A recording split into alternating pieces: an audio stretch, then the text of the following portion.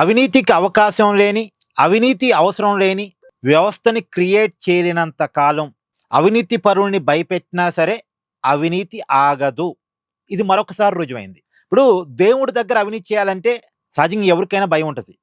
దేవుడంటే భయం ఉంటుంది కదా.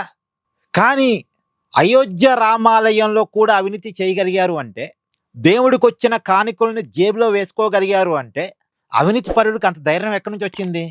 నిన్న 8 మందిని అరెస్ట్ చేశారు. ఆ 8 మంది కూడా అక్కడ పనిచేస్తున్న అధికారులే. ఆ దేవాలయానికి సంబంధించిన కీలక అధికారి డ్రైవర్ కూడా ఉన్నాడు. వాళ్ళకి అంత ధైర్యం ఎక్కడి నుంచి వచ్చింది? దేవుడంటే భయము భక్తి ఉంటాయి కదా. దేవుడు సొమ్ము ముట్టుకోకూడదు అని అనుకుంటారు కదా. కానీ దేవుడు సొమ్ము కూడా ముట్టుకున్నారు అంటే 21 వెండి ఇటుకల్ని మాయం చేశారు అనేది ఆ ఇటుకల్ని దానం చేసిన ఒకళ్ళ కంప్లైంట్. ఇలాంటి అనేక అవినీతి అక్కడ జరిగింది అనేటువంటిది. నేను 8 మంది అధికారులని అదుపులో తీసుకున్నారు, ఇప్పుడు విచారిస్తున్నారు. కానీ వాళ్ళకి అంత ధైర్యం ఎక్కడి నుంచి వచ్చింది అనేది మనం కీలకంగా మాట్లాడుకోవాలి. దేవుడి దగ్గర కూడా భయం లేకుండా ఎలా చేయగలిగారు అనేటువంటిది. రెండోది, అయోధ్య రామాలయం మీద కేంద్ర నిఘా ఉంది, రాష్ట్ర ప్రభుత్వం నిఘా ఉంది. దాని దేశం మొత్తం చాలా సీరియస్గా తీసుకుని నిర్మించుకున్న ఆలయం. దేశంలో అందరి కళ్ళు అయోధ్య రామాలయం మీద ఉన్నాయి. ఇంత వ్యవస్థ అయోధ్య రామాలయం కోసం పనిచేస్తున్నా సరే వీళ్ళు అవినీతి చేయగలిగారు అంటే ఎంత ధైర్యం చేసినట్టు, వీళ్ళకి ఎంత ధైర్యం ఉన్నట్టు. అంటే అవినీతి చేసేవాడికి భయం ఆనట్లే.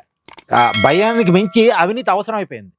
కాబట్టి నేనేమంటానంటే అవినీతికి అవకాశం లేని వ్యవస్థ ఒకటి క్రియేట్ కావాలి, అవినీతికి అవసరం లేని వ్యవస్థ క్రియేట్ కావాలి. అది ఎలా క్రియేట్ అయ్యిద్ది?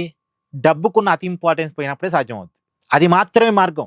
ఇప్పుడు ఈ అవినీతి పరుని పనిష్ చేస్తారు, కానీ ఏ దేవాలయంలో లేదు, ఇంకెక్కడా అవినీతి జరగదా? దేశంలో అవినీతి ఏమైనా ఆగిపోయిద్దా? ఈ 8 మందిని నడి రోడ్డు మీద ఉరిదీసినా సరే అవినీతి ఆగదు. నేను ఓపెన్ ఛాలెంజ్ చేస్తున్నా. ఈ 8 మందిని ఎవరైతే అయోధ్య రామాలయంలో అవినీతి చేశారు అనుకున్న వాళ్ళని నడి రోడ్డు మీద ఉరిదీసినా సరే అవినీతి ఆగదు. అవినీతి ఆగాలంటే ఈ సమాజంలో డబ్బుకున్న హై ప్రయారిటీని తగ్గియాలి. డబ్బుంది వస్తు మార్పిడి కోసం తప్ప, నీ అవసరాలను తీర్చుకోవడానికి తప్ప, జీవితంలో డబ్బు బాగుంది తప్ప, జీవితమే డబ్బు, జీవితం డబ్బుతో ముడిపడి ఉంది అన్నది గనక పోగొట్టకపోతే అవినీతి ఆగదు. ఏమంటారు? మీరు కామెంట్ చేయండి. Please do like, share and subscribe this channel.